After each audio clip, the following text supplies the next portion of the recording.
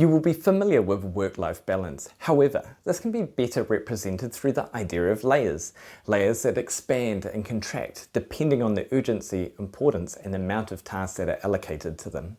You will be aware that at times there can be tension between these layers or even within the layers themselves. But with a little self-awareness and situational awareness, you will find that you'll be able to take control of these. Welcome to the Layers Observation. Life is consistently made up of tasks and activities that can be broken down into four main areas. As the day progresses, we make a series of decisions as to how we proceed, what takes our focus, and where we put our energy.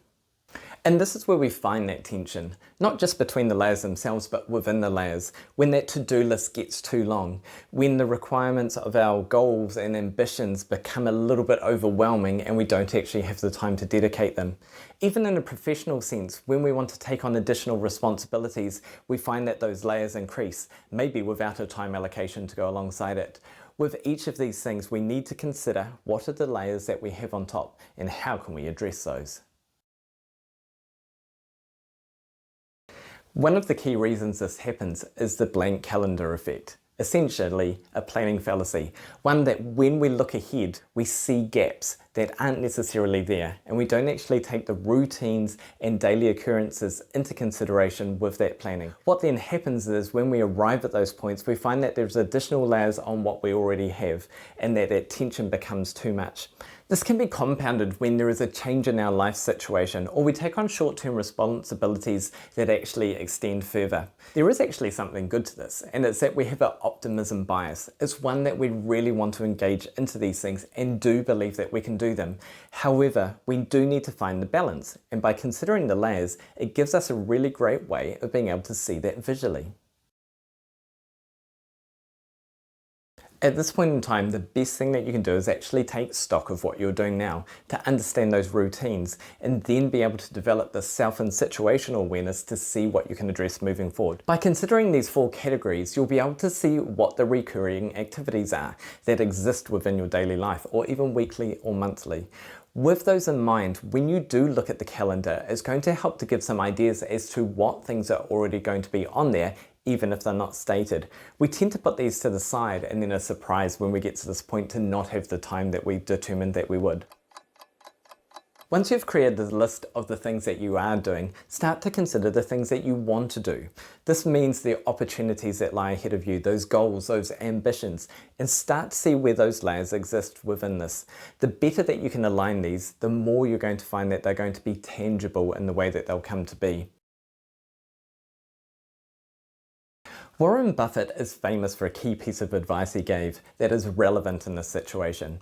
Essentially, it was take the top 25 things that you would like to achieve, prioritize these to 5, and then discard the other 20. Don't even look at the other 20 until you've accomplished those top 5.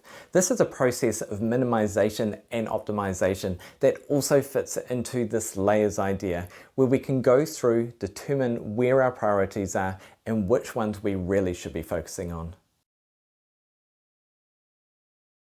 This is another good time to consider layers of the past. That are things that you're holding on to that are actually no longer relevant in your life.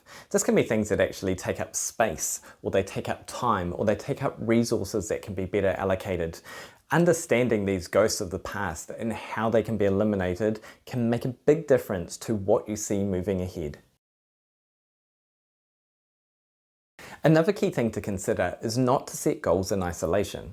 That is, when we're thinking about where those layers exist, a personal goal might actually interact with a relational goal, and it will be enhanced through this consideration.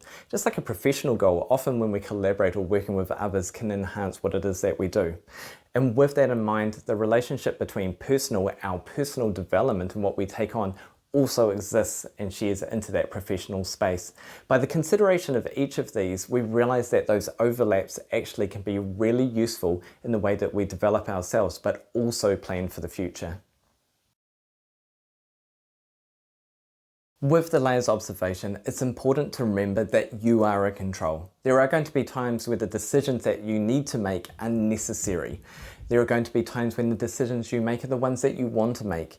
In each of those circumstances, you are the one who is observing each of those layers to know which of those to prioritize, but also to understand which of those now need to be let go, which need to be minimized, and which need to actually have more time dedicated to them.